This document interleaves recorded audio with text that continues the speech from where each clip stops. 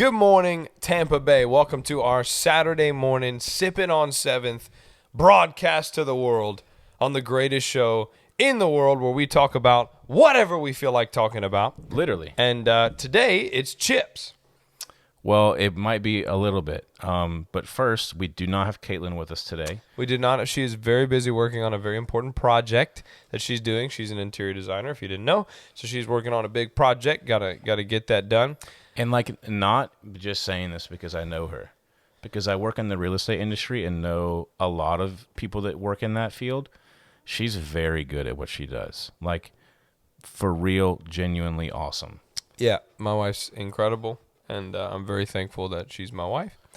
And she's downstairs grinding right now. So she can probably hear us doing Sippin' on 7. And she's like, but she's got to work. So anyway, what's important? Chips. Well, she will not be here today. Just for those of you of the fans that are wondering why you do not hear her amazing voice instead of our nasty ones, that is the reason why. She won't interject and tell me that I'm wrong and that my opinion, is wrong, which is going to be new for you guys on Sippin' on 7. I'm off the leash.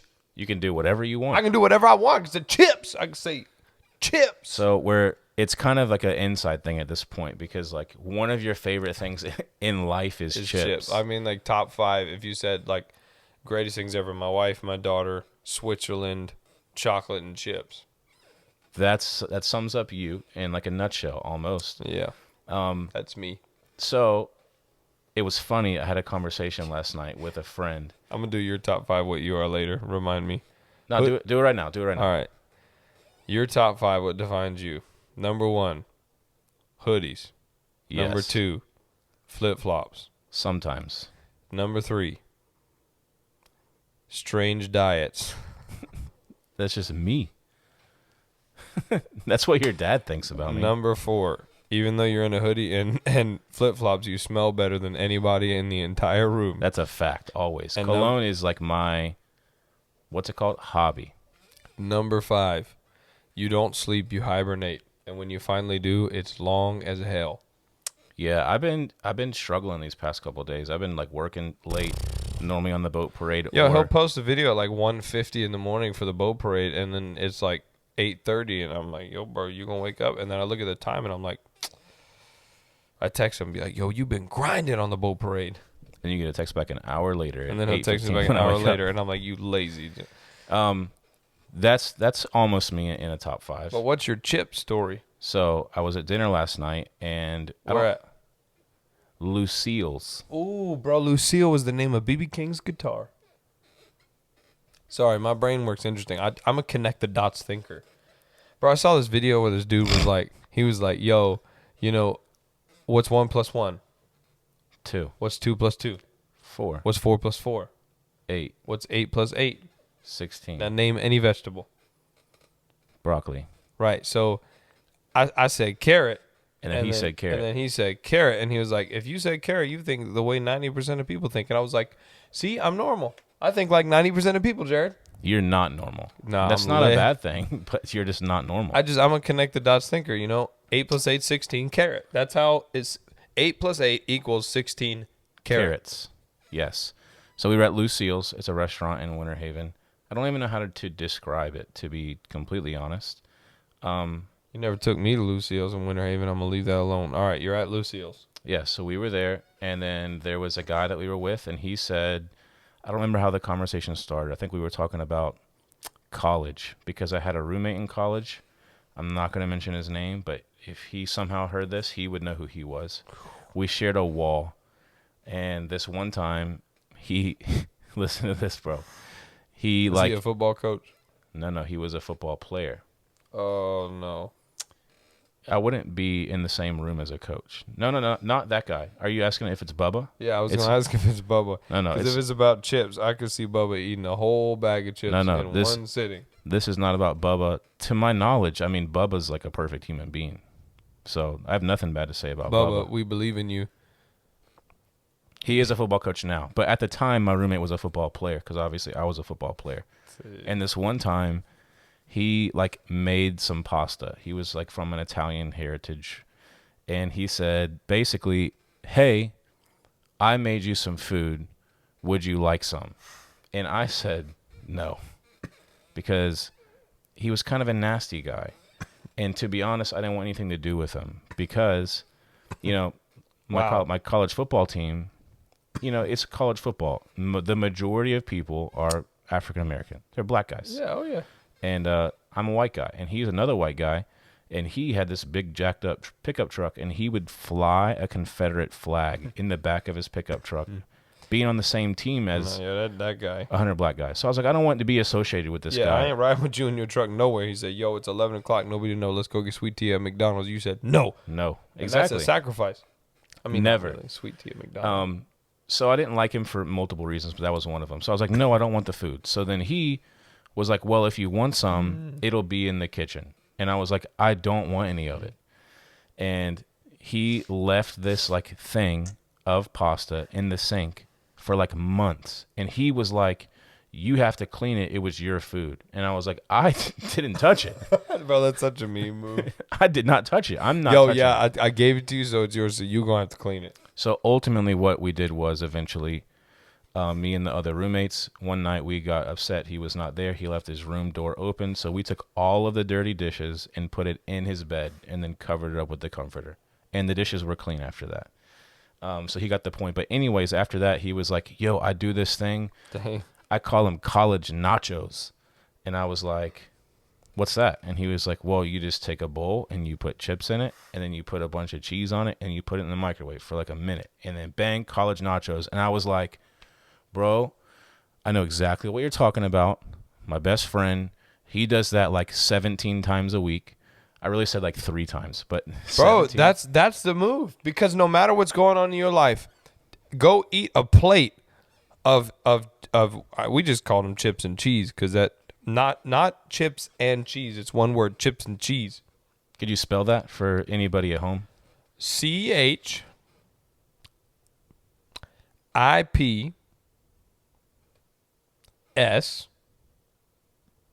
in CHEEEEESE. There's no Z's. Chips in and there. cheese. I thought you would put a Z, maybe an apostrophe in there somewhere, but I appreciate your spelling. Nah, of it. because my last name has an apostrophe. They're played out. So here's They won't even let me put it on like credit card applications or whatever. You can't even put my apostrophe in my name. It's my you just legal put name. Capital O, And capital C. They won't even let me put an apostrophe. That's how you know the world is racist towards Irish people. That's not what that means. They hate Irish people. Conor McGregor was the first redemptive Irish work in the last 400 years. Nobody else that was Irish has done anything positive. Name one. I mean, I don't know. Anything. That's my point. If there ever was a good one, they erased him from history and nobody knows. What's the guy's name that does the talk show? Conan. Is he Irish? No, he's got to be Scottish. The red hair. You know, the Irish people don't have red hair.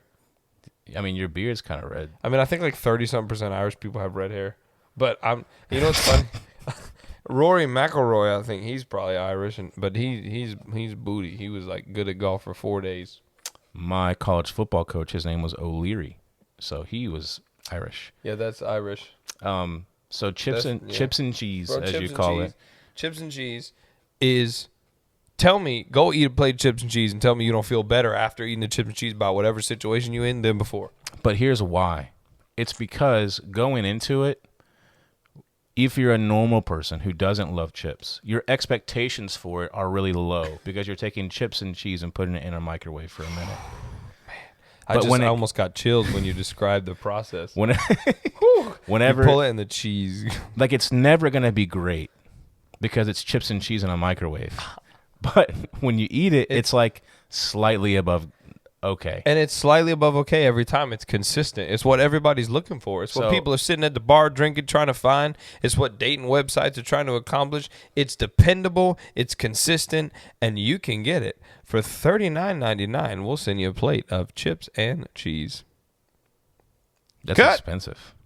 Yeah, I mean, I'm all about making money. If someone's going to come and be like, yo, send me a plate of chips and cheese, it's going to get there moldy as hell. It's just terrible. Be like, no, when I was a kid, my mother used to give me chips and cheese a lot, which is now that I'm thinking about it, I thought it was great as a kid, but she may have just been being lazy. You know what's hilarious, bro, is that she's actually in the room right there, and then she heard you say that, And she there was, gasped so loud. I know I have these in-ears in, and even with these in, I heard her go, because now the world is going to know that my mother made me Tyson chicken and chips and cheese growing up. Hey, bro. I mean, that's normally like first Yo, children. I'm blushing and I'm getting nervous. She might come out here with a shoe or something. Well, no, First- my mother first never did that. children- My mother just beat my backside with a belt privately. First children are usually treated like that- Angels. Like, yes. Right. She loved my sister more. By the second child, like the first I'm child, trying to get her to come out. might I don't come know out. what else I can say. she like first children, they like cut the banana like into tiny slices and like make it look pretty on a plate. Second children, they My just mother- like the parents are My like mother taking. just came into the studio and I don't know why she woke up to the chips and cheese. You know, she was so consciously listening. Why'd to you make me chips and cheese so much?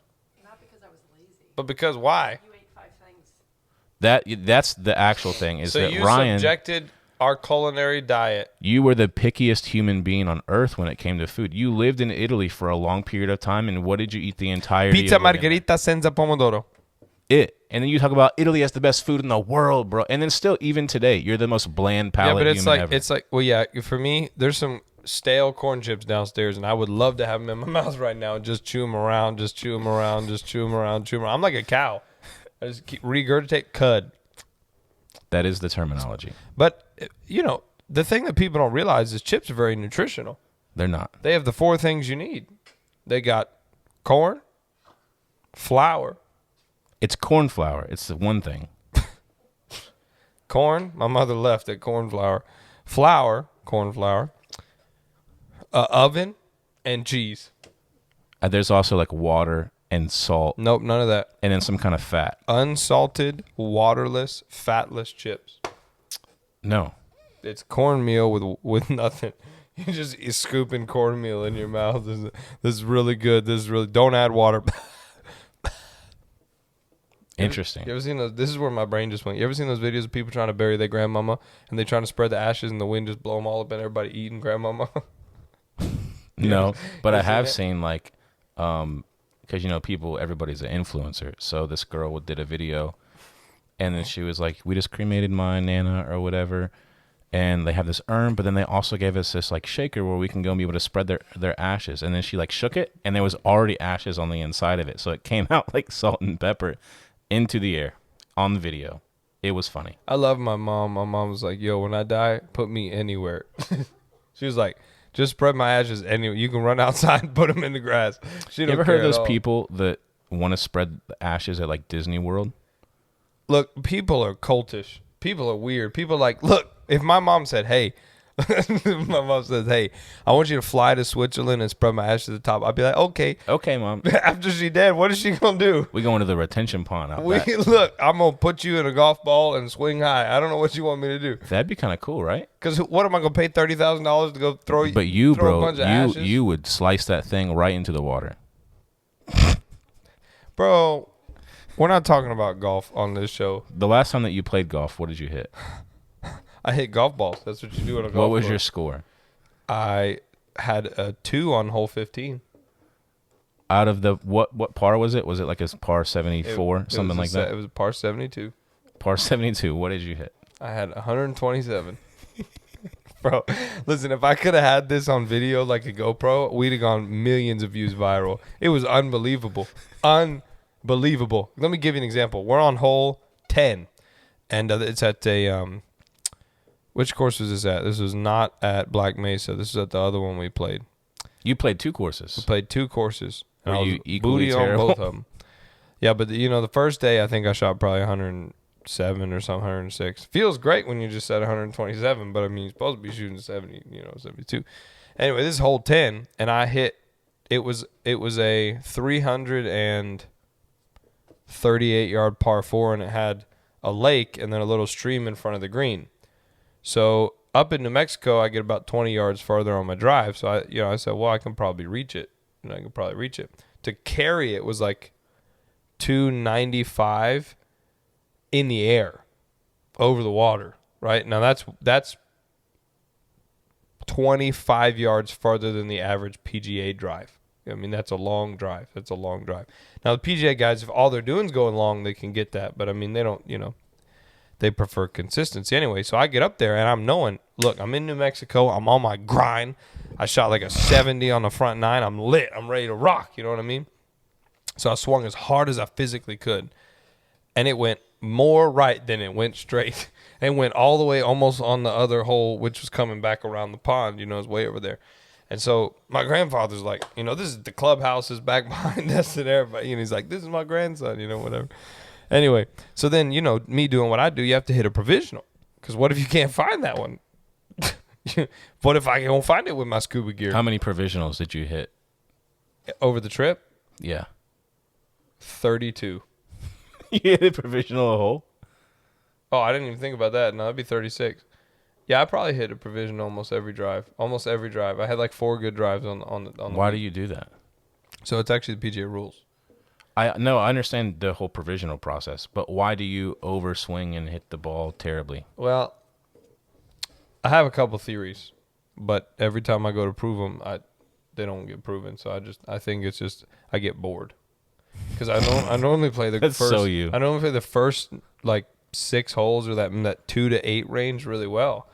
And anyway, so this is hole 10. So I heard the first one there. So then I go to hit a provisional. My grandpa's like, maybe, you know, just don't go for it. And I'm like, Grandpa, look, my whole life is on this drive. I put this on my mama. I put this on my grandfather. He's like, He's like, crap. oh, jeez, I'm dead. I'm dead tomorrow. Anyway, and I swung, and it flies like 298 in the air.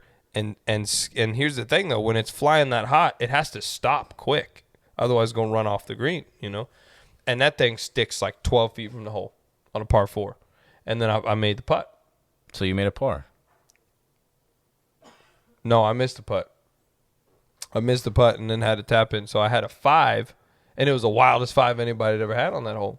Because it would have been a birdie with a good opportunity for an eagle. And instead it was a butt. And that was the story the whole day. I had one hole, I think I had, but by the time I reached the green, I think I was at 14. You know, it's not that it's a bad thing. It's just your personality of, I've been with you golfing before. And for the first few holes, obviously a little bit rusty on the first hole. But then after that, you were very good for a few holes. You even chipped in from like 80, 90 yards. That was like 115. Was it? It was nice. It was one of the best shots I've ever hit. It was the first time we go golfing. He thought I wasn't about it. And it's like hole 3, 4. It was. Like and, early. you know, and I hit one in the water. So I just dropped at the plane where it crossed the water, which was probably 115 yards from the hole. And I just hacked at it with my 60. And that thing just bloop, bloop, bloop, right in the hole. And it was thought like I it was lit. 2-hopped in the hole, and I was driving the golf cart to go up by the green to meet you and give you your putter. I was like, keep it. So like you can do it, but you get bored, and Yeah, it's because golf.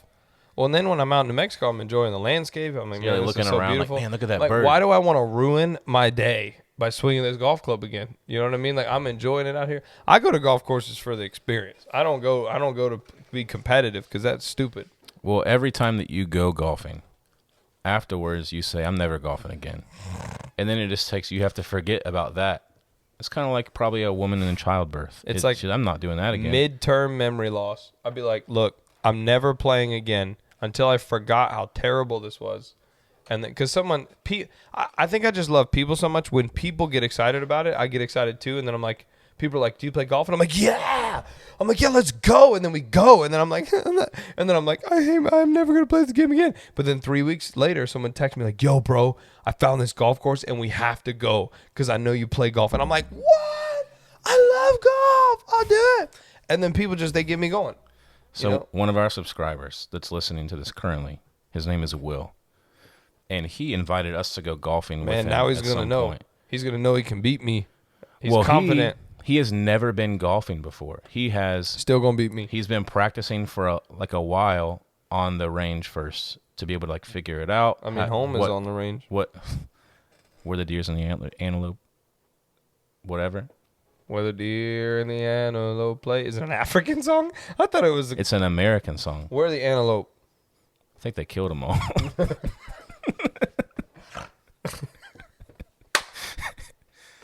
Now there's some antelope out I there hope it's in still Wyoming. recording. My wife is also our camera director. That's why there's only been one shot. If you've been watching, there ain't no other camera angles because without her, I'm a ship without a sail. What we're going to do is that at the end of this video, we are going to do a Bucks preview. That will be a separate video. When we do that, then you should go check.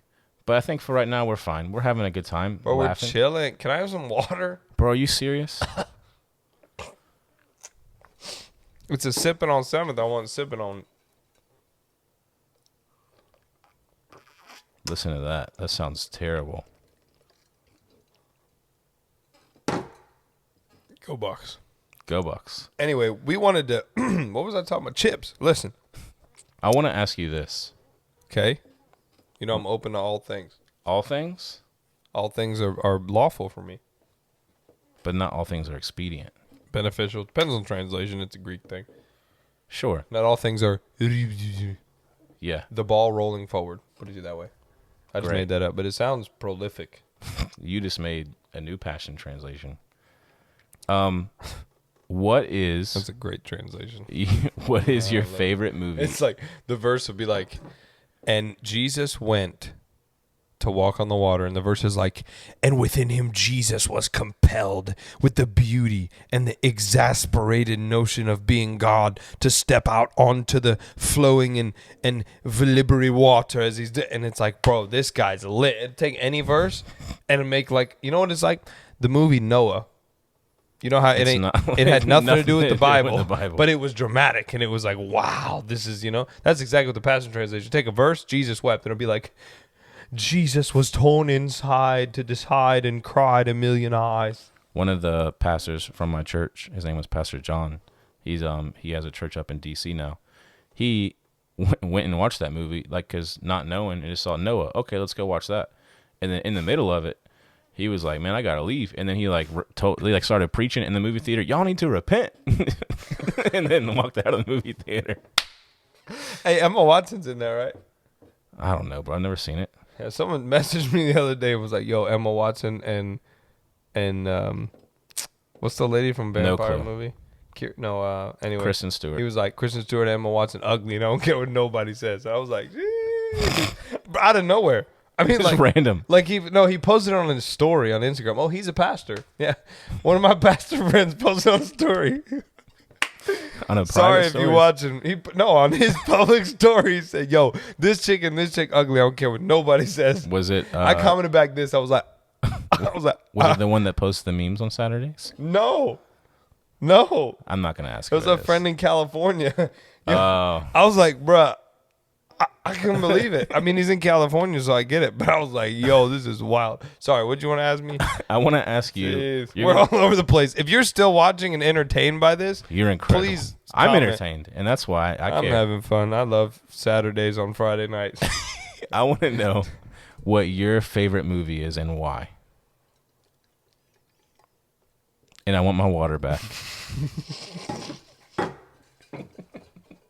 Did you almost spit water everywhere? Bro, I was pounding that thing. Here's the deal. Favorite movie of all time. Well,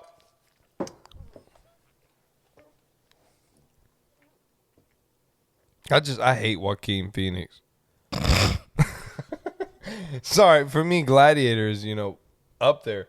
But I hate the whole pedophile Joaquin Phoenix in that movie. Obviously, he plays the role well because I hate him because of that role. Like, I could never watch him. If I see him if he did an infomercial, I would hate it. What's he in? Joker? Yeah. I've never seen it. But you've seen the new Batman. Yeah. That was lit. Is he in it? I don't think so. No, see, I liked it, and he wasn't in it, so that's pretty much. But I have a rom com side. Like last night, we watched When Harry Met Sally. Yeah, bro. Your favorite movie is La La Land.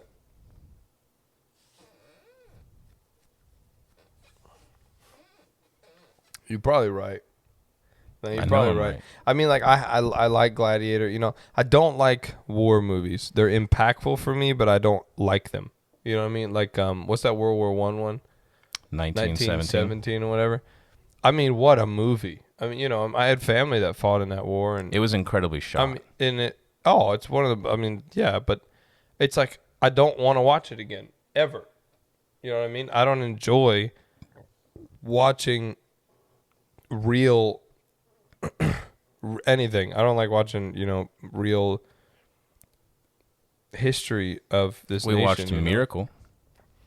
Yeah, but nobody was getting shot and screaming on the It was ice. real history, though. I mean, I like history. Like we watched one about the creation of the atomic bomb. No, we didn't. We went to New Mexico. What was the one we watched? About them discovering the algorithm for the German code, the way they were sending code in World War II, and then we got it, and then it helped us win the war.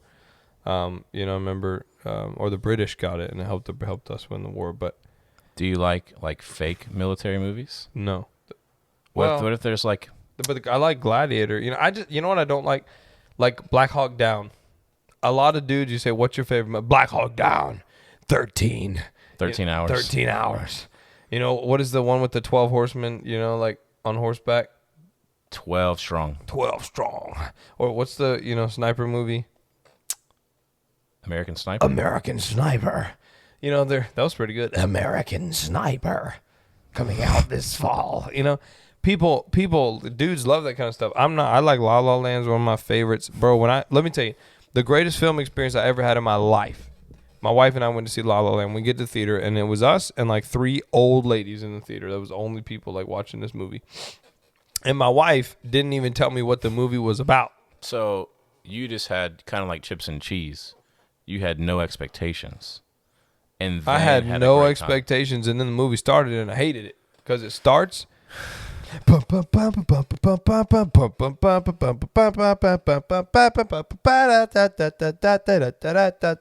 And it's this long musical, and it's in California, and they're dancing on cars, and there's like ladies in bright yellow dresses, and it's like it's like what you would have a nightmare about. Be like a utopia before they kill you. I mean, it's like that's the vibe of this thing.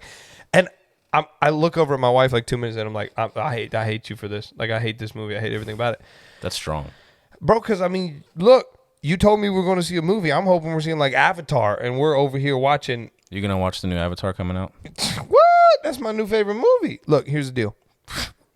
But anyway, we're watching this thing, and then the movie develops. I'm a very musical person, so obviously musicals. But I hate musicals. Anyway. You hate musicals? I hate musicals unless I'm watching one. Like a play? No, I mean, I just hate musicals, movies that are musicals. Oh, and then you watch one and then you like it. In the moment, I'm like, this is awesome. But then afterwards, I'm like, I hate musicals. I never want to watch it again. They're very entrancing. So when you're watching, you're like, oh, like I still haven't seen Disney movies? No, I love Disney movies. Those are musicals. Yeah, but like the worst scene ever was in Moana when that crab sings "Shiny." I hate that. I hate it. I hate everything about that. I'd skip it if I could. And then my daughter has the nerve. She's 11 months old. She has the nerve to not watch. And then when the shiny crab sings, she wants to watch. And I hate that scene. So I'm like, we turning it off. You think I care about this? I'm shiny from the back. Because he's like a weird, like, He looks grimy. effeminate, disgusting crab. And I just want to rip his legs off, boil them, and eat them. You know what I mean? They'd probably be good. He's a big crab. I mean, he's a big boy. I could just borrow a leg. You know what I mean? He can live without it. You know what I mean? But no. So the musical was going on in La La Land. The musical was going on, and I hated it, and then it developed, and then this beautiful love story was painted, and then they didn't end up together, which makes it the greatest love story of all time, because you get to the end of the movie, and you're expecting reconciliation, and it doesn't come. And you see the regret in both of them, but the acknowledgement that they made the practical decision to pursue their careers, but they were emotionally unfulfilled. And I think a lot of people live that life every day. They do the right thing, right? They go to college, they marry, they do the right thing, and they're emotionally unfulfilled. And no matter what they do, they can't find fulfillment. And that's where marriages end and careers end. And a lot of people get to the end of their life and 60, 70, 80 years old, and they were never fulfilled. And so to see this movie put that in a picture of like life would have been less practically successful had they chosen their love over their careers, but they would have experienced an emotional fulfillment that you can't find out of that. You can't find outside of a dangerous love. You just got deep. And I mean, for me, I met my wife. We were high school sweethearts in a way. I mean, I was in love with her, and she didn't love me back immediately, but she started to. And then I kind of started like one of her friends, and then she was like, "Yo, actually, I think I like you." And then She got jealous. she got jealous, and then her parents, her family didn't like me. Most people don't. On And I mean, yeah, first meeting you. almost all my friends say I hated you at first, but then I got to know you. It's fine. I don't know what it is. It could be I'm just so attractive. People just can't handle it. Like, oh, you know, I'll always be the ugly guy around that guy. You know what I mean? But no. So then my wife and I, we get together, and it's just, hey, we're a true show. That was good. But and her family didn't like me. Rightfully, I was a bad guy. I went to jail. A lot of stuff. This is before Jesus, and a lot of bad stuff. And we had probably we dated 4.5 years before we got married, and or before we got engaged, whatever. And then those 4.5 years were a fight for us. You know, her family didn't like me. My family loved her, you know, and we used to drive quite a ways all the time. You know, she lived in College Station. You know, for a while I was in Louisiana, so I would drive 6-7 hours to come see her for a day in college. And then I moved to Texas, a little closer to her, you know, was an hour and a half or an hour and 15 minutes. And, I mean, she would drive to see me for dinner, you know, and then drive home. I want to ask you this. Did you ask her dad for permission to marry her? I did. How did that go? I did. So I was in college here in Florida at the time, and I decided I can't continue my life without being married to her, and I know it's not financially the right decision, whatever.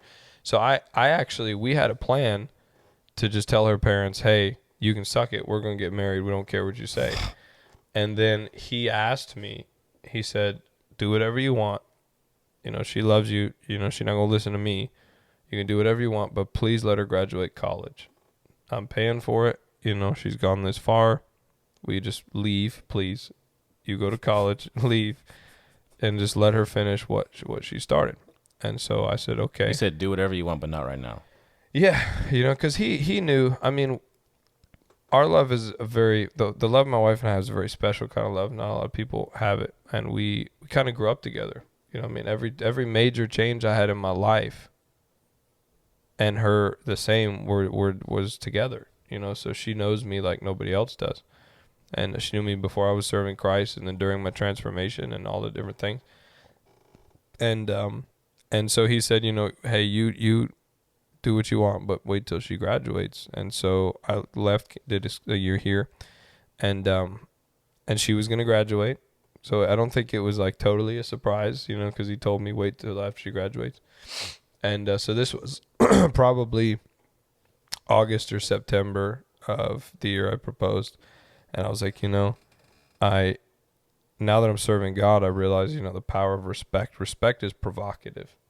You know, if you want to learn something from somebody or you want something from somebody, you don't start by disrespecting them, you know. That's usually it's not how it goes. Idea.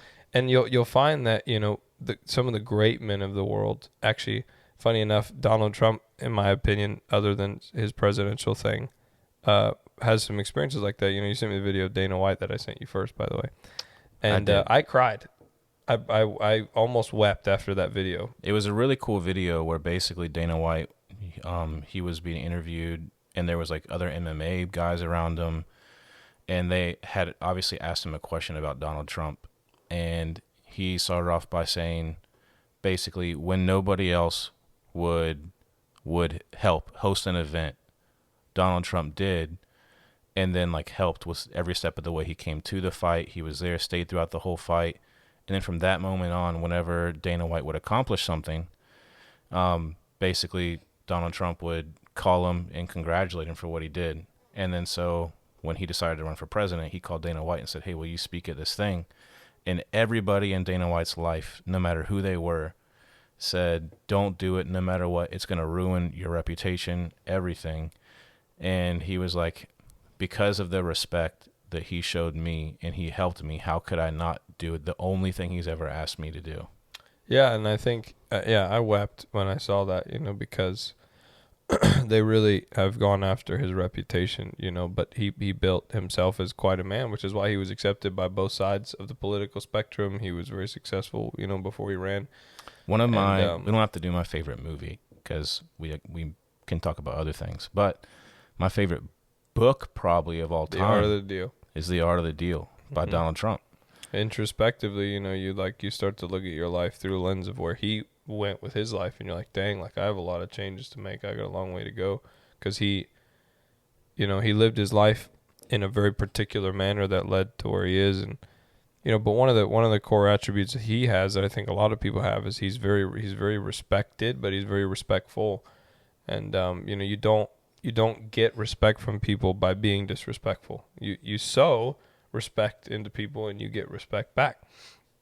And so as I serve God, and I'm reading the Word, and I'm doing this, I find that respect thing in there, and I'm like, well, I've made a lot of mistakes with my father-in-law, but one of the things I'm gonna have to do is I'm gonna have to show him enough respect to ask him for his daughter. And having a daughter now, I'm very glad I did that, because the greatest gift a man ever gives is his daughter.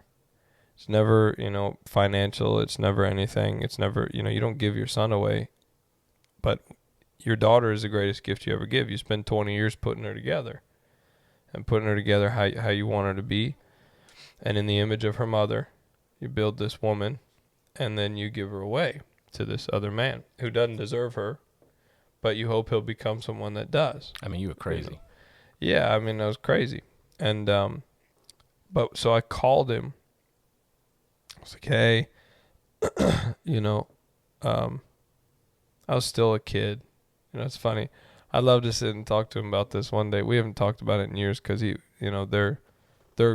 doing their life and we're doing ours, and we see them often. But I'm like, hey, I'm still kind of cocky kid. I'm like, hey, I was 20. I'm like, hey, Thought you knew everything. I waited, and I, that my intentions are to marry your daughter, and I've respected her and honored her, and I honored your wish of letting her go through school, and she's going to graduate in May, and I would like her to be my wife. And but I wanted to ask your permission to honor you as her father, and would you give me that? And to the shock and awe of my entire being, he says, yeah, I think that's okay. And I was shocked, because I called in faith. I mean, I called like I was outside of Brandon Mall when I called him. This first year, you remember my first year of college. I called him. I figured he was gonna say I could jump off a bridge, And he says, yeah. And that moment, for me, immediately showed me that men interpret love itself through the lens of respect. When you show a man respect, it's more valuable to him than anything. So by me saying, hey, I wanted to ask your permission, it provoked the yes, because it showed respect. And he said, well, if this kid has enough respect to ask me, then I have enough respect to say yes, because he knew it was going to happen anyway. But by me doing that, it is provocative. And but all that to say, my wife and I had a journey that I think kind of burnt a very specific kind of love in us. And I think that kind of love is kind of captured in La La Land, and then it's chosen to be made not a priority by these two, and they pursue the practicality of life, their careers, their success. And at the end of the movie, they see each other after years. It's probably been 5-10 years, and the girl's married with kids or whatever, and the guy did exactly what he said he was going to do. He's still unmarried, and he could never move on, because that kind of love you can never find twice. And because it's a pure love. It comes from a starting place, and it comes to any place, and that's how God intended it to be. And not a lot of people. That's great, but I hate that. I know a lot of people don't like La La Land. I, number one, am very easily entertained by movies. I'm like not a movie critic. I can watch like almost anything and be like, man, that was great, and then everybody else is like, that stunk. But I was entertained, and I thought it was good. So even though I could tell you the exact plot of every single Christmas Hallmark movie, I could watch that, every single one of them. I like Hallmark movies. Because you know how they're going to end. You're going to be able to go to sleep at night and not be sad. Yeah. And all that.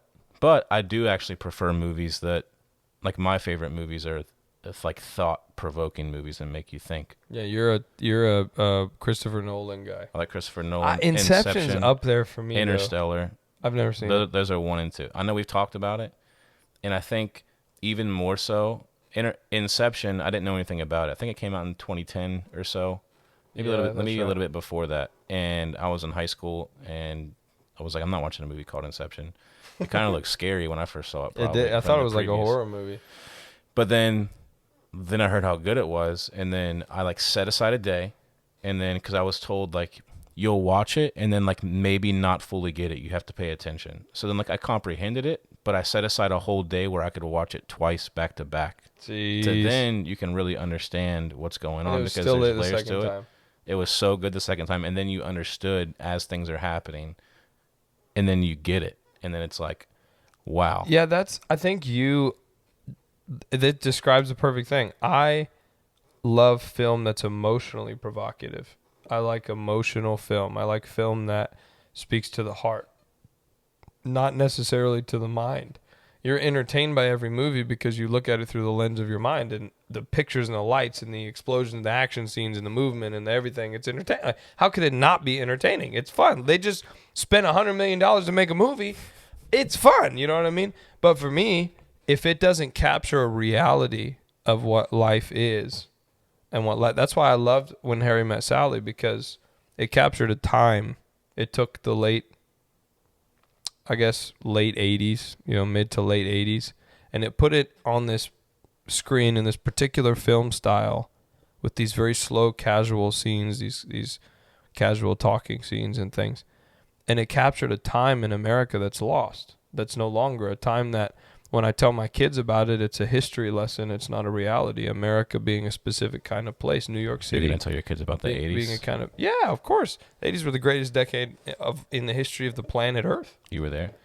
I was there in my father, and we were wilding out. But the point is that the reason I like La La Land is because my own life, I've faced that decision, and I made the decision to choose my wife over what seemed practically right. And not only did we make it, but God has blessed us, and we've gotten to enjoy that kind of a love and the beginnings of a lot of practical fulfillment. And so that movie, because we saw it, I think we saw it. We were dating when we saw it. And we felt very connected to that moment because it was like she had a career she could pursue. She was going to get her master's degree, and marrying me cost her that opportunity because, paid master's degree or you get to marry him and, type thing.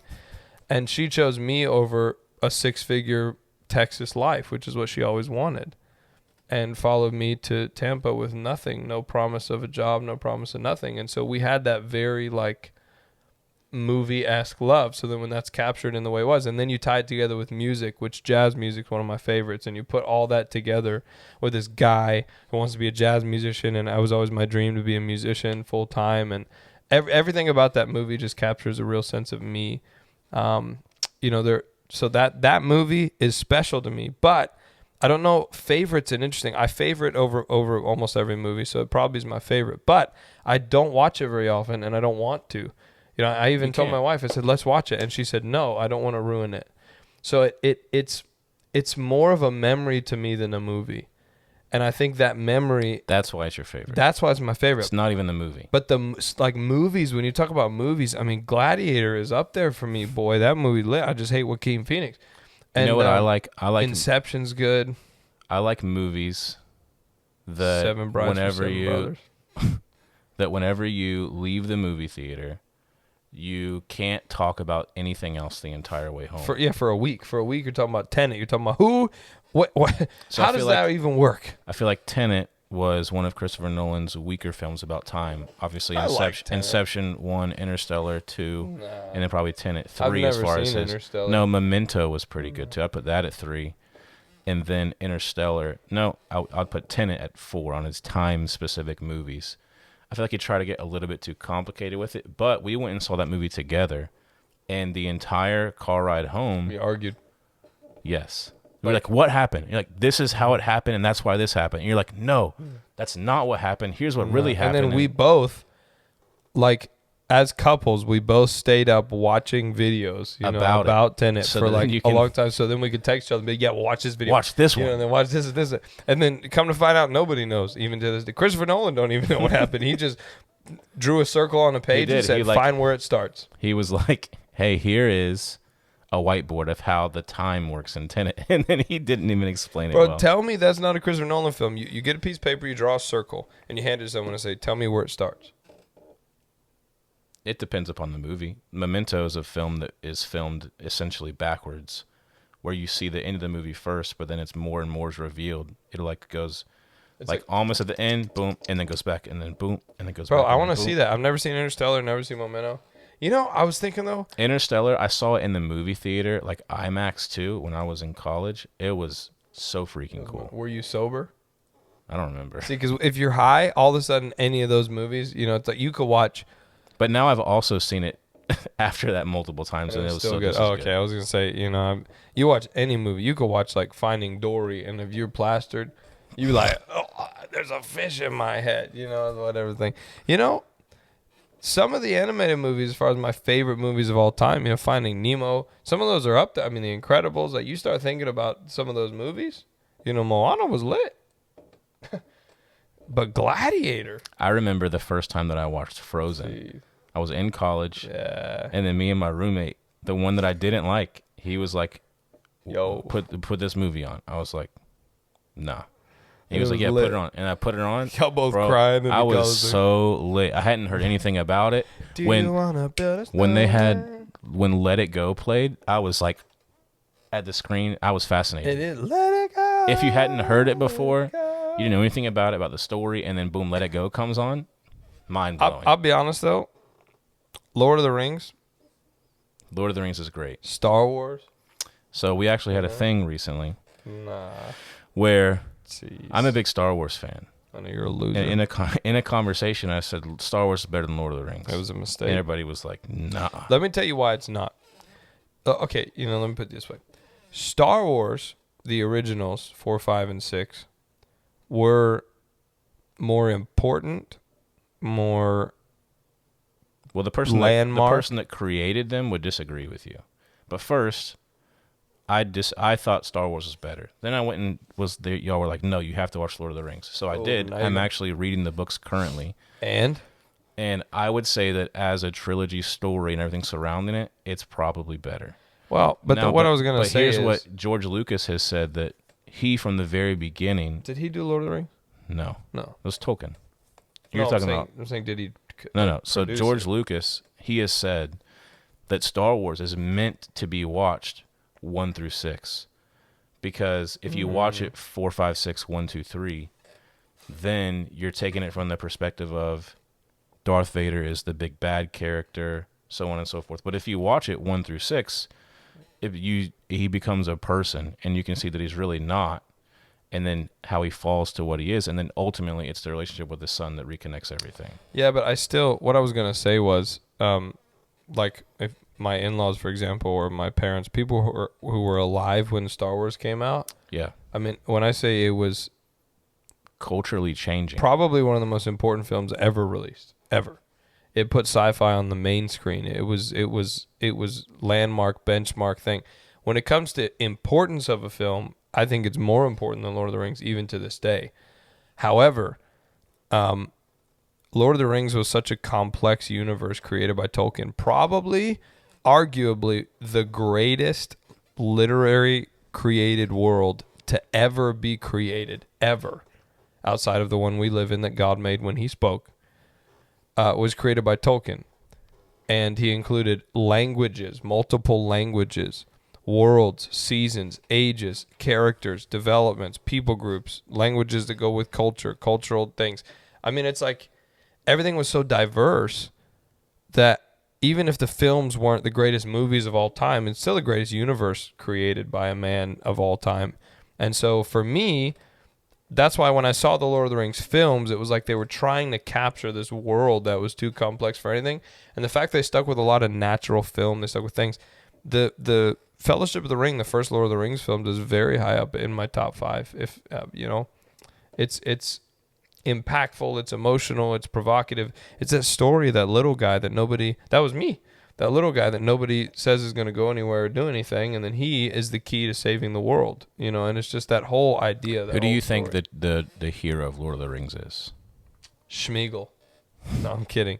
I mean, he did, the ring was destroyed by Schmeagol after he bit Frodo's. I think that the hero of Lord of the Rings is Sam.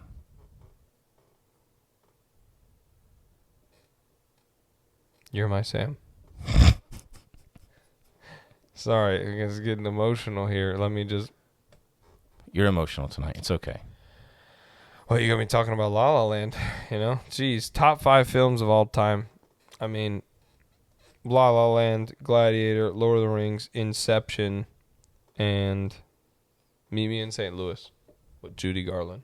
Don't know anything about that. Of course you don't. You don't even know where St. Louis is. Since we're talking about Lord of the Rings, I have not watched the TV show, and you have. Rings of Power is lit. Well, it is. It's lit. Do you want to say anything about it before we get out of here? Do you And if wanna you bet do, are you going to give spoilers or not? I'm going to go no spoilers for Will specifically. But Will probably watched it. Will likes watching shows. no, Will's going to wait until season 2 starts because he's a wise man. Here's my thing. It is not necessarily authentic to the writing, to the literature.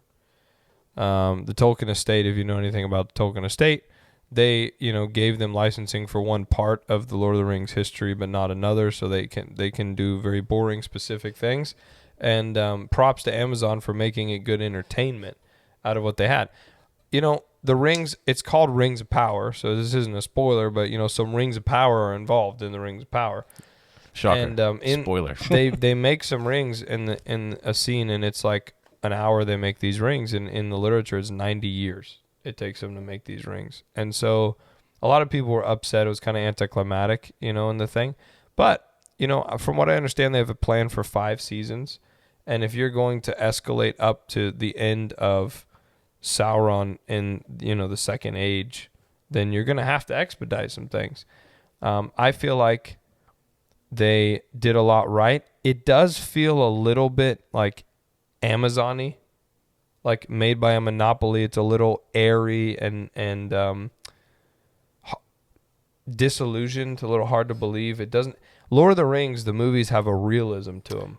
I literally was watching something today, and I don't know in where it fits in and what it means. Yeah. But they were talking about specifically obviously in the movies you have the hobbits. They're like by the volcano, and like obviously you'd be very hot right next to lava, but it felt real. And when there was the volcano that exploded in the show, it felt not real. Yeah, well, not only that, but after the volcano explodes, just the whole proceeding, it felt like you couldn't throw enough money at it to make it authentic. Because a lot of the things Tolkien wrote were not made to be created on film. They were made for your brain to create them. That's the thing. So you're trying to do it. And I get frustrated when I see these people, like Nerds of the Rings or whatever these shows are. And they're frustrated at the inauthenticity, but it's like, okay, you do better.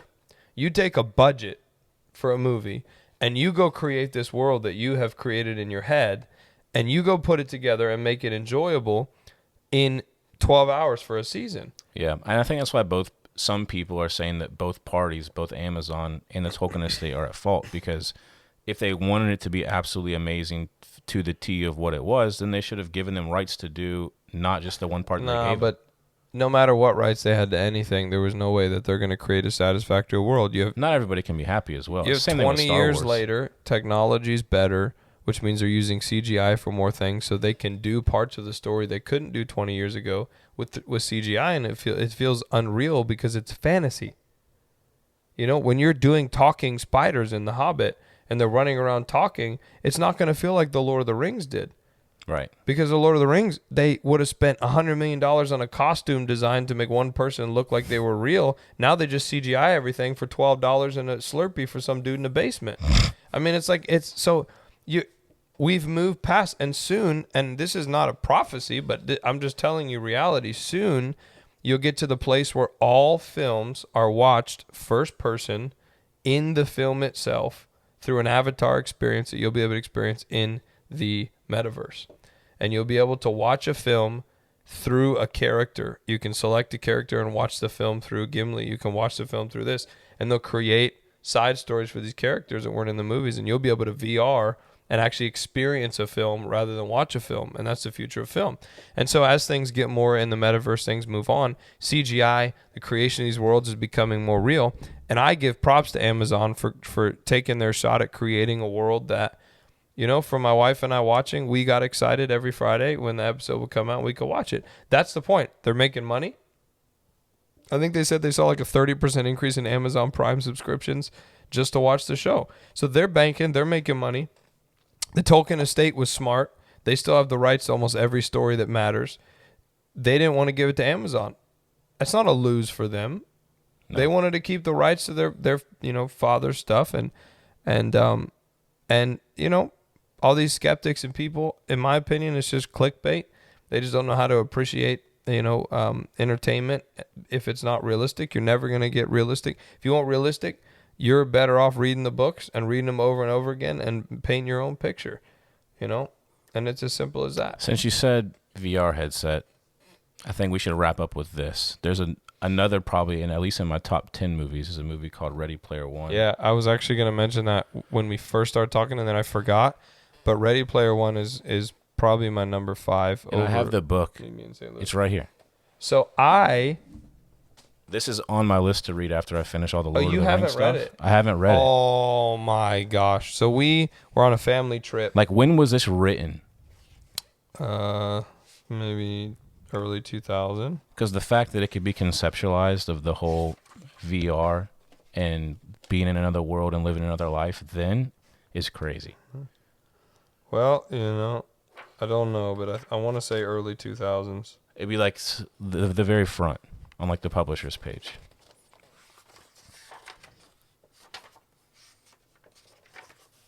Right in where you're at. Maybe one, like there on the left. Yeah, I got it. Hold on. 2011. Okay, that's not as crazy as I thought then. Yeah, but you know, let me tell you, this is one of the best books. If you understand the 80s at all, or you were alive in the 80s, we listened to this book on our way through Tennessee with my in-laws. They do audiobooks when they drive, and we listened to this. And I listened to the last half because I was like, if y'all don't want to listen to an audiobook, that's lame. And then I started listening to it, and I was like, I mean, it's for what it is, it's one of the best books in my opinion that you can read. I do love all the 80s references. I mean, it's like Arcade reassembled the vector graphic Death Star from Atari's 1983 Star Wars video game as Max piloted the Vonnegut, which is a reference to an 80s thing, down to the surface. I prepared for the possibility of combat by charging my armor and buffing my avatar several positions in nanopacks. Arcade was in a PvP zone and a chaos zone, which meant both magic and technology function here. And then you go through this. Look at this. Look, I recognize the song as Pour Some Sugar on Me by Def Leppard off their Hysteria album, Epic Records, 1987. And the whole thing is, look, exactly like the environment of the 1981 game Battlezone. As you're reading through this, if you know anything about the 80s, it just starts to spring memories, right, how the author captures that. So that Ready Player One, the movie, was a great... Now, after reading the book, the movie was like a 5.2 because what you saw in the movie is probably 100 times amplified in the book. He captures so much more in the book. He's a Texan, by the way, who wrote that. I know they tried to like fit as much in as possible in there because there's things, I asked to watch the other day. The movie's lit. There's things that you don't realize that are on the screen that are on the screen because you can only focus on one. Ready Player One's the greatest movie of all time. No, I think it's Inception. Inception is my favorite. Interstellar 2. 3, The Secret Life of Walter Mitty. You're a joke. 4, probably Ready Player One. The Secret Life of Walter Mitty is your La La Land. Yeah. It's that my father-in-law calls it guilty pleasures. Why? Because it's like, it's your favorite. Have you seen it before? Yes. But you should be guilty about it because what the heck? You know, his is... I know he ain't going to watch this, but I'm not going to say it. Respect. But it rhymes with Mitch Durfict. Anyway, We'll leave it alone. It's a Listen, good movie. why don't you comment? It is a good movie. You comment and tell us your guilty pleasure movie. But comment your favorite film of all time. What is the greatest film of all time? You know, was it the original Thor? You know, with whatever her name is. Was it Spider-Man with what's his name that no one likes? You know, what's your favorite movie? And if any of you know what Meet Me in St. Louis is, please comment, because what a movie that is. And anyway, we're super excited about this emotional Sippin' on 7th, and you guys sticking around for 60 minutes and 17 seconds to hang out with us on your Saturday morning. This upcoming week, we're going to have some FIFA World Cup content coming out as we get ready to go in November and play Iran and Wales and England in our group round. And so be looking out for Exciting that. stuff. Exciting stuff. But we love you guys, and we'll see you next Saturday on the Sippin' on 7th. You know you can look me in the eye. It's all because of Jesus. He the reason I'm alive. I live by faith, by grace. You know that I ain't gotta strive. They told me, Tony.